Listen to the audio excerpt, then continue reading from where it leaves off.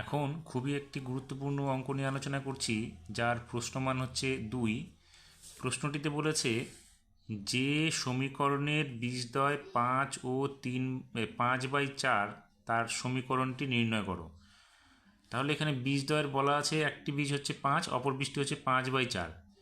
আমরা যদি বীজদ্বয় যদি আলফা ও বিটা হয় তাহলে সমীকরণটা কীরকম হয়? সমীকরণটা আমরা জানি হচ্ছে x² minus alpha plus beta into x plus alpha into beta equals to 0।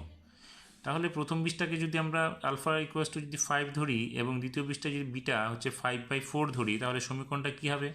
তাহলে আমরা লিখতে পারি যে বীজদ্বয় 5 ও 5/4 হলে সমীকরণটি হবে কী হবে? x² minus 5 plus 5/4 into x plus 5 into 5/4 equals to 0।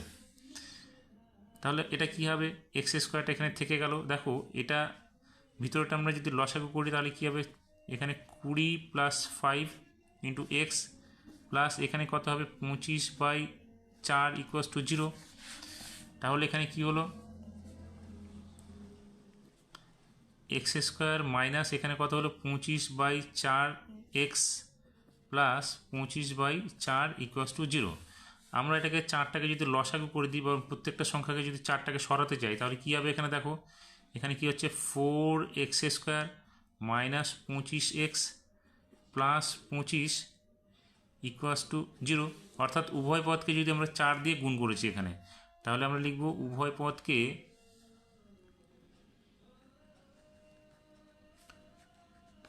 4 দ্বারা গুণ করে পাই।